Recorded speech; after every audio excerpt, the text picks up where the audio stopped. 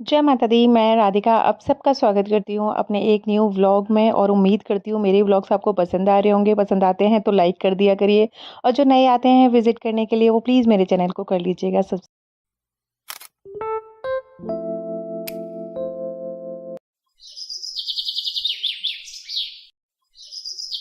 जय माता दी, good morning, नमस्ते गाइज़, कैसे हैं आप सब? उम्मीद करती हूँ सब लोग बहुत बढ़िया होंगे। तो आप सबका स्वागत करती हूँ मैं फिर से अपने एक न्यू व्लॉग में और आज बनाने लगी हूँ जी मैं बैंगन का भरता और दही वाले आलू, मतलब कि हमारे यहाँ तो बोलते हैं मट्ठे के आलू। तो वही, तो यहाँ मैंने बैंगन लिए थे, बहुत ही सॉफ्ट बैंगन थे और बहुत ही अच्छे लग रहे थे। लेकिन है ना, बैंगन का भरता जब भी मैं हमेशा बनाती हूँ तो फिर पहले तो बैंगन को ना भून लेते हैं गैस पे।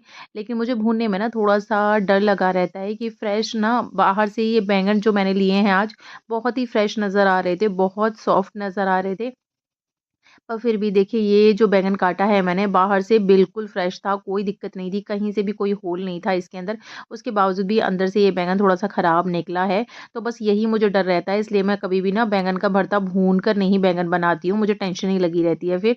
इस तरीके से बैंगन को छीलने के बाद में फिर मैंने इसमें कट करके बैंगन कुकर में डाल दिए हैं और 2 सीटी इसमें लगाऊँगी। तो बिल्कुल उसी तरीके से टेस्ट आता है। बैंगन बैंगन को जैसे भूनते हैं ना, वो थोड़ा-सा ये है कि थोड़ा-सा ज़्यादा अच्छा होता है बैंगन को जब भून कर बनाते हैं। लेकिन बस वही है कि वो वाला डाउट रह जाता है, और अगर इस वाले बैंगन को मैं भून लेती तो 110% ये बैंगन ना बाहर से नहीं पता लग रहा था खराब है। तो इसी तरीके से प्रॉब्लम हो जाती है, तो इसलिए हमेशा ही ना मैं इस तरीके से 2 बैंगन के ना 3-4 कट लगा के और उसमें थोड़ा-सा सरसों का तेल डाला है, थोड़ा-सा लहसुन डाला है, मतलब कि 6-7 कलियाँ लहसुन की मैंने उसके अंदर भी ऐड कर दी हैं। तो उसका जैसे लहसुन ना उसके साथ ही भुन जाएगा तो टेस्ट अच्छा आएगा। इसमें पानी-वानी कुछ भी नहीं डालते, बस सरसों का तेल डाल देते हैं थोड़ा-सा, ताकि ना नीचे तरी पे ना लगे ना, चिपके ना बैंगन। तो इधर मैं 2 सीटी लगा लूँगी, 2 सीटी में बहुत ही अच्छा बैंगन हो जाता है। फिर उसके बाद में मैंने प्याज़, टमाटर, हरी मिर्च, मटर, लहसुन ये सब कुछ ना छील-छाल के साफ़ करके मैंने रख लिया है, जिससे कि ना एक साथ ही कूड़ा-वूड़ा सब ना इकट्ठा करके मैंने थैली में भर के डस्टबिन में डाल दिया है। इधर मैं चॉपर से अपनी प्याज़ को चॉप कर लूँगी। इसी तरीके से हमेशा ही मैं प्याज़ को चॉप कर ही लेती हूँ। उसमें 4-5 मैंने हरी मिर्च डाली हैं, अदरक का टुकड़ा डाला है, जो कि ना बैंगन के भरते में अदरक का और हरी मिर्च का बहुत ही अच्छा टेस्ट आता है। तो ये जो रेसिपी है वो मैंने मेरे यहाँ पे ना एक आंटी रहती थी, पंजाबी आंटी, तो वो बनाती थी इस तरीके से और बहुत ज़्यादा टेस्टी लगता था उनका भरता। तो फिर बस वही, उस टाइम पे मैं बनाती तो नहीं थी, लेकिन ये है कि बहुत सारी चीज़ें हम एक्सपीरियंस के साथ भी सीखते हैं और बहुत सारी चीज़ें ना हम देख-देख के भी सीखते हैं। ज़रूरी नहीं है कोई हमें एकदम से हाथ पकड़ के हमें हर एक चीज़ सिखा दे, ऐसा नहीं है। तो मैंने बहुत सारी चीज़ें ना इसी तरीके से सीखी हैं, मम्मी को देखते हुए, ऑब्ज़र्व बहुत ज़्यादा करती थी मैं। तो बस इसी तरीके से ना बैंगन तो मैंने उबालने के लिए रख दिए हैं। उधर मैंने प्याज़, हरी मिर्च और अदरक मैंने चॉप कर लिया था, और मटर मेरे पास में पहले से रखी हुई थी। इधर मैं आलू छीलने लगी हूँ, क्योंकि मुझे दही के आलू भी बनाने हैं, तो उधर मैंने पूरी तैयारी करके रख दी है। जब तक सीटी आएगी तब तक मैं अपने आलू भी छील लूँगी। सबसे पहले मैं मट्ठे के आलू बनाऊँगी, क्योंकि किट्टू के ना मट्ठे के आलू बहुत फ़ेवरेट हैं, तो बस उसको भूख लग रही है इसलिए वो भी वेट कर रही है। और ये संडे का व्लॉग है। तो संडे वाले दिन से मेरा कोई व्लॉग नहीं आया था, क्योंकि मेरे फ़ोन में प्रॉब्लम हो रही थी। अब फ़ोन ही चेंज करना पड़ेगा, तभी ना मेरे कंटिन्यू व्लॉग्स आ पाएँगे। सॉरी, बीच में ना आपको वेट करना पड़ा मेरे व्लॉग्स के लिए। तो इधर तेल गरम करने के लिए मैंने रख दिया है, तब तक मैं हरी मिर्च काट लूँगी, क्योंकि हरी मिर्च, मेथी, जीरा और हींग का मट्ठे के आलू में तड़का लगता है, और ये मैंने सीखे हैं अपनी भाभी से, क्योंकि मेरी भाभी ना इटावा की साइड की हैं।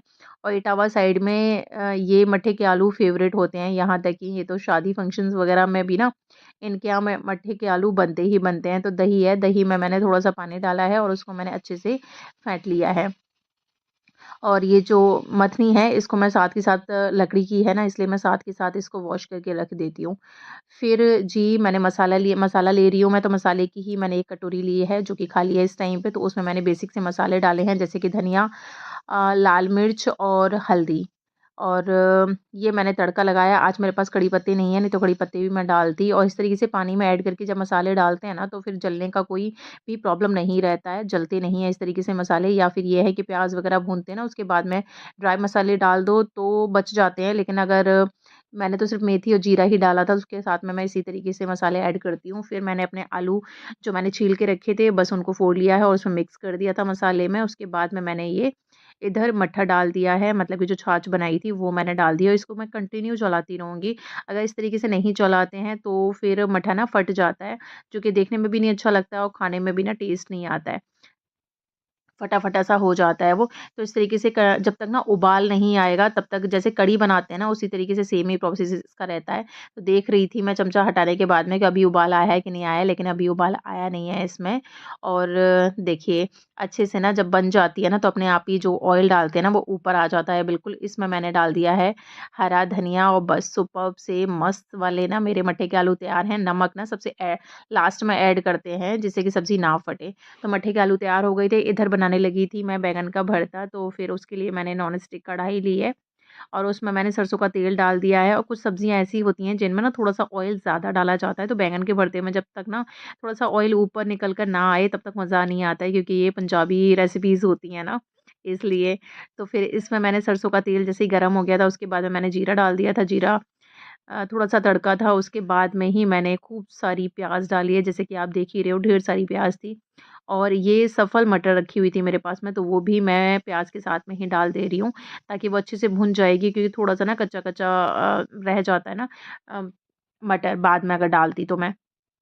इसमें कुछ बनने वैसे वाला तरी वाली कोई चीज़ तो है नहीं, बस भूनने वाली ही चीज़ें हैं, इसलिए मैंने प्याज़ के साथ में ही मटर डाल दिए। तो इसको मैं धीमी आँच पे ही ना अच्छे-अच्छे से ना भून लूँगी। और इसको डार्क ब्राउन नहीं करते हैं, बस ये है कि इसका जो प्याज़ का जो कच्चापन होता है ना, बस उसी को निकालते हैं। उसके बाद में मैं इसमें टमाटर ऐड कर दूँगी। टमाटर के पीसेज़ ना मैंने थोड़े से बड़े-बड़े काटे हैं, क्योंकि किट्टू को ना खाने नहीं होते टमाटर, तो वो फिर वो निकाल के साइड से आराम से इज़िली ना रख देती है। तो देखिए प्याज़ ना सिर्फ़ इस स्टेज तक भूननी होती है, डार्क ब्राउन नहीं करनी होती। जैसे सब्ज़ी वगैरह के लिए, तड़के वगैरह के लिए हम करते हैं ना, उस तरीके से प्याज़ नहीं करनी। बस ये है कि उसका कच्चापन निकालना होता है और प्याज़ हल्की-सी सॉफ्ट करनी होती है।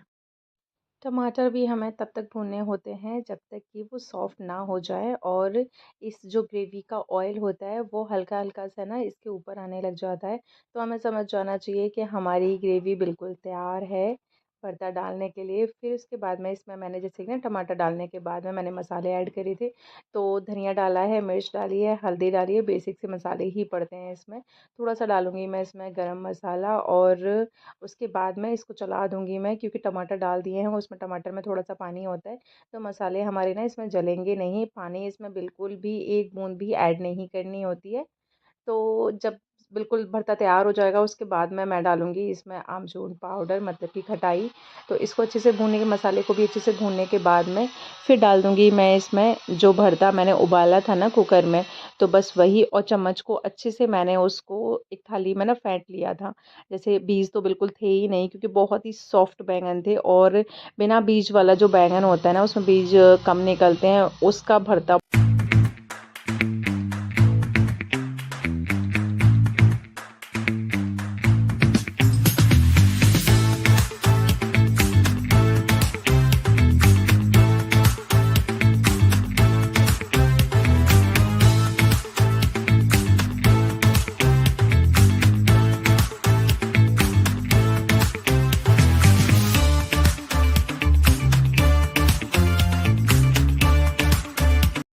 अब भरता लगभग रेडी हो ही गया है। इसमें अब डाल दूँगी मैं नमक, क्योंकि अच्छे से मुझे पता लग गया कि कितना भरता रह गया है ग्रेवी वगैरह बनने के बाद में। तो नमक हमेशा इन्हें सब्जियों में मैं लास्ट में ही ऐड करती हूँ, क्योंकि उससे पूरा अंदाज़ा हो जाता है, तो कम ज़्यादा का कोई भी झंझट नहीं रहता है। और ये चलाने के बाद में मैं इसमें थोड़ा-सा अमचूर पाउडर भी डाल दूँगी और हरा धनिया डाल दूँगी। बस जी, अब है हमारा भरता बिल्कुल रेडी खाने के लिए। और ये जो ग्रेवी डालते हैं बैंगन वाली, तो भरता जो डालते हैं बैंगन, तो वो थोड़ा-सा और चलाना होता है जब तक ना हमारा ऑयल बिल्कुल टमाटर प्याज़ से छूट जाता है, तो समझो हमारा भरता बिल्कुल रेडी है पंजाबी स्टाइल।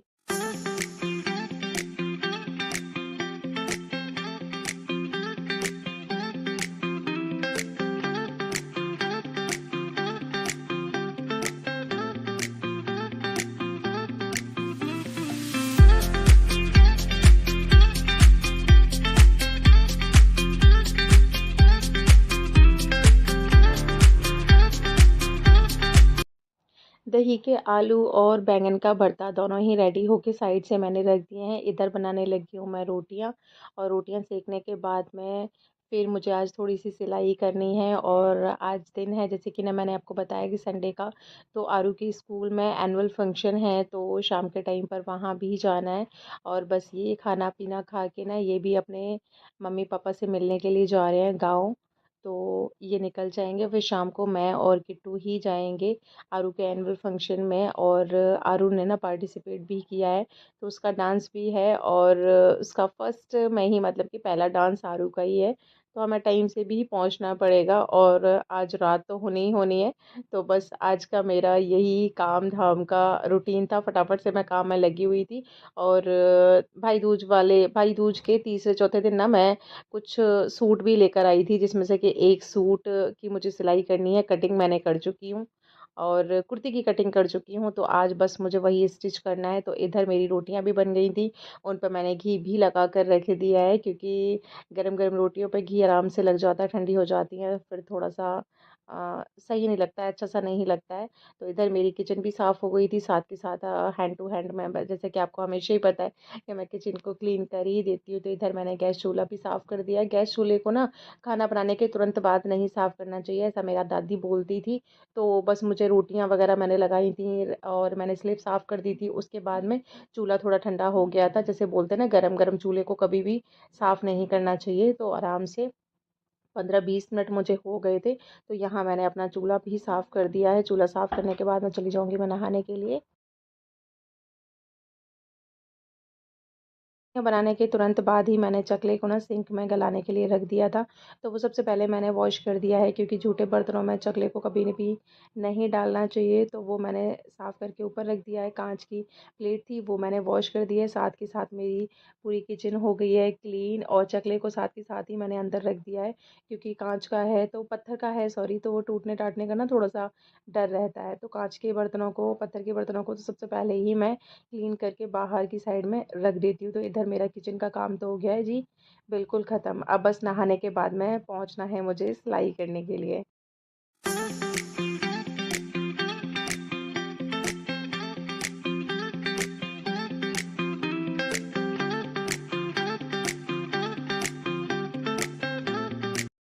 ये येलो कलर का कुर्ती का फैब्रिक है, और डार्क ग्रीन कलर का, मेहंदी कलर का इसका पैंट का है, ट्राउज़र का फैब्रिक है। तो उसमें से मैं क्या सिलूँगी वो तो देखेंगे आगे चल के। तो यहाँ मैंने, मेरे पास में ना लेसेस भी पड़ी हुई थी, तो डार्क ग्रीन कलर की लेस पड़ी हुई थी वो मैंने बाजू पे, क्या हो गया गले को भाई, डार्क ग्रीन कलर की जो लेस थी वो मैंने बाजू पे लगा दिया है। और एक गोल्डन कलर की भी लेस पड़ी हुई थी, क्योंकि इसमें ना डार्क ग्रीन कलर का और गोल्डन कलर का वर्क है, छोटी छोटी सी ना बूटियाँ बनी हुई हैं। अभी कुर्ती रेडी करने के बाद में मैं आपको दिखाती हूँ। और बाजू पे मैंने ये स्लीव पे ना डिज़ाइन बना दी है, क्योंकि इसका फैब्रिक थोड़ा सा कम पड़ रहा था, तो मैंने थोड़ा सा फैब्रिक ना एक्स्ट्रा जो मेरे पास बचा हुआ था साइड से कुर्ती की कटिंग में से, तो वो मैंने जॉइंट कर दिया है इसमें, जो कि डिज़ाइन भी बन गई, और मेरी स्लीव्स भी पॉन स्लीव्स की हो गई हैं।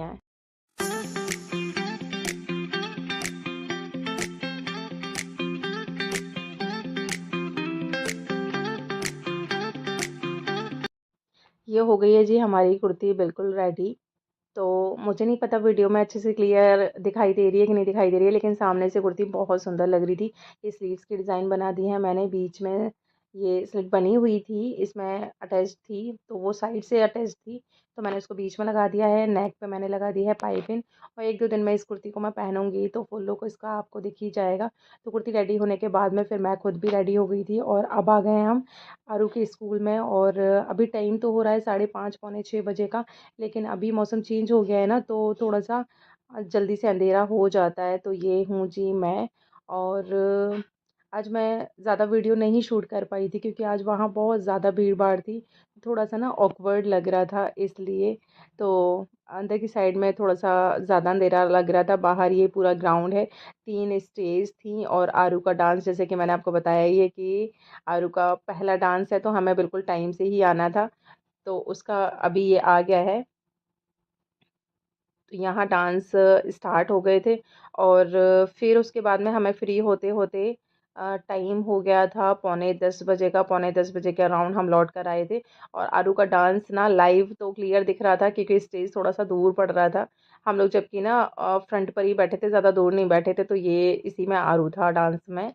तो ये था मेरा आज का व्लॉग। उम्मीद करती हूँ मेरे व्लॉग्स आपको पसंद आ रहे होंगे। अगर मेरे व्लॉग का कोई भी पार्ट आपको पसंद आता है तो वीडियो को लाइक करना मत भूला करिए। और जो नए आते हो मेरे चैनल पे विज़िट करने के लिए, वो प्लीज़ मेरे चैनल को कर लिया करिए सब्सक्राइब। और अब तो एक ही सब्सक्राइबर की ज़रूरत है मुझे 1000 सब्सक्राइबर्स होने में, तो प्लीज़ फटाफट से कर दीजिए।